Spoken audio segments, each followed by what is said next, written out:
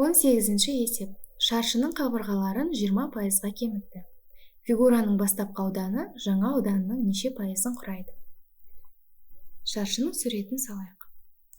Мынау біздің бастапқы шаршымыз болсын. Шаршы дегеніміз ол барлық қабырғалары өзара тең. Демек, ұзындығы да ені де А-ға тең болады. Және екінші шаршыны салайық, жаңа шаршыны.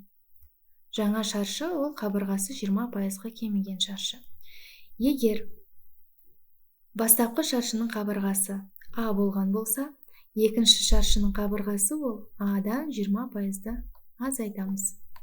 А-ның 20%-ын қалай табуды біз білеміз. Немесе санның 20%-ын 100-ден 20-ға көбейтеміз. Бұдан 0,2 А шығады. Демек, бастапқы шаршы осыншаға азайған. Демек, А-дан азайтамыз 0,2 А-ны. Ол 0,8 А болады. Демек, жаңа шаршының қабырғасы 0,8 А. Енді бізге айтады, фигураның бастапқы ауданы жаңа ауданның неше пайызын құрайды дейді. Бастапқы ауданы бізде қандай еді? S1 деп қойып, бастапқы аудан ол А квадрат болады.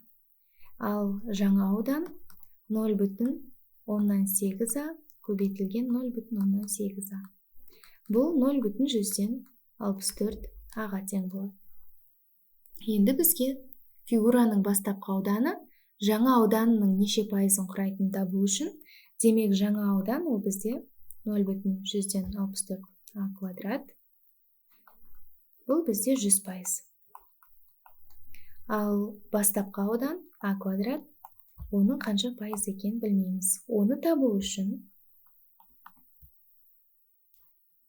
А квадратты 100-ге көбейтіп 0,164 А квадратқа бөлеміз. Бұл жерде А квадрат пен А квадрат қысқарады.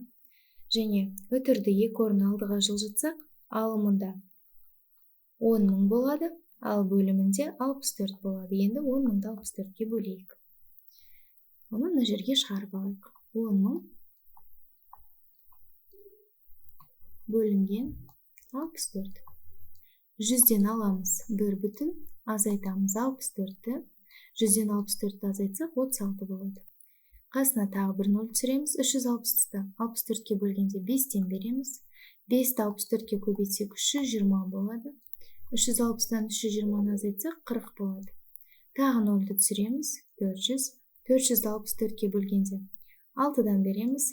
64-ті 6-ға көбейткенде 6-ны 4-ке көбейттегі 24 2 ойда. 6-ны 6-ға 36, ойдағымен 38. 384. 400-ден 384-ті азайтсақ 16 болады. Енді мына жерде бізде үтір бар екенін білеміз. Мұнда да үтір қояйық және 0-ді түсірейік. 160-ті 64-ке бөлгенде 2-ден береміз. 64-ті 2-ке көбейтсек 128 болады. 160-дан 128-ді азайтсақ 32. Тағы да бір 0-ді түсірейік. 320. 320-ны 64-ке бөлсек 5-тен береміз. 64-ті 5-ке көбейтсек 320 болады. 0. Демек, 10.000-ды 64-ке бөлсек 156,125 шығады екен. Бұл бізде пайыз. Демек, бастапқы аудан жаңа ауданның 156,125%-ын құрайды. Демек, нұсқалардың ішіндегі дұрысы А нұсқасы.